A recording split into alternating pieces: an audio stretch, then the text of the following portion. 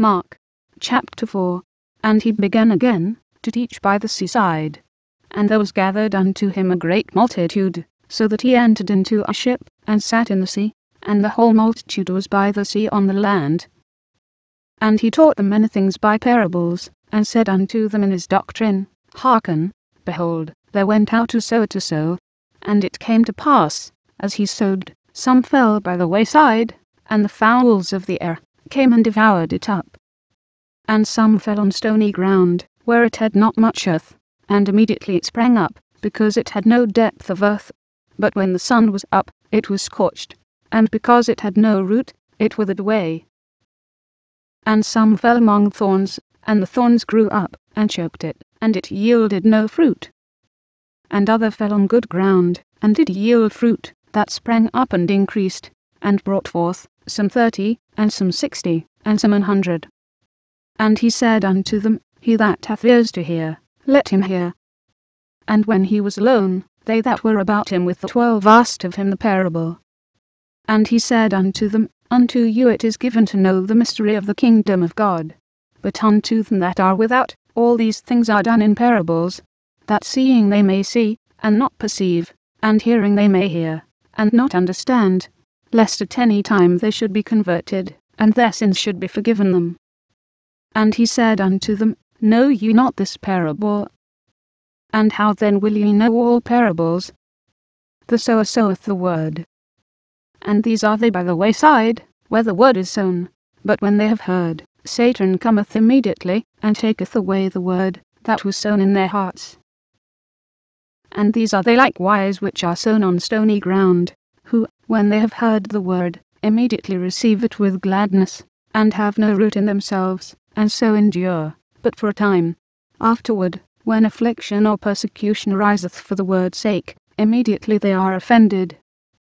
And these are they which are sown among thorns, such as hear the word, and the cares of this world, and the deceitfulness of riches, and the lusts of other things entering in, choke the word, and it becometh unfruitful.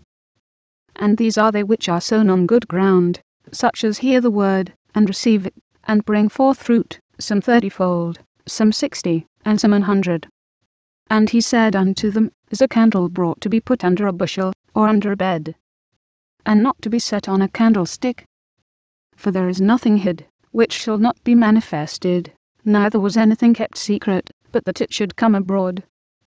If any man have ears to hear, let him hear. And he said unto them, Take heed what ye hear. With what measure ye mete, it shall be measured to you, and unto you that hear, shall more be given. For he that hath, to him shall be given, and he that hath not, from him shall be taken, even that which he hath. And he said, So is the kingdom of God, as if a man should cast seed into the ground, and should sleep, and rise night and day, and the seed should spring and grow up, he knoweth not how. For the earth bringeth forth fruit of herself, first the blade, then the ear, after that the full corn in the ear. But when the fruit is brought forth, immediately he putteth in the sickle, because the harvest is come.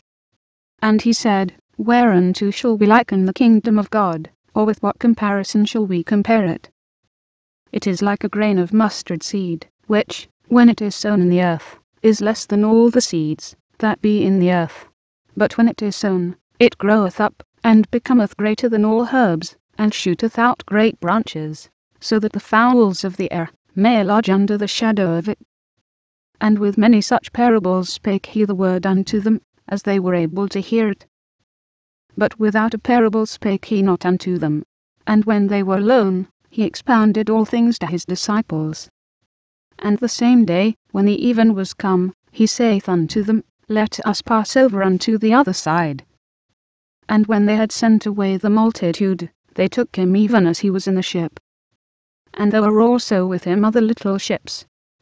And there arose a great storm of wind, and the waves beat into the ship, so that it was now full. And he was in the hinder part of the ship, asleep on a pillow. And they awake him, and say unto him, Master, carest thou not that we perish? And he arose, and rebuked the wind, and said unto the sea, Peace, be still. And the wind ceased, and there was a great calm. And he said unto them, Why are ye so fearful? how is it that ye have no faith? And they feared exceedingly, and said one to another, What manner of man is this, that even the wind and the sea obey him?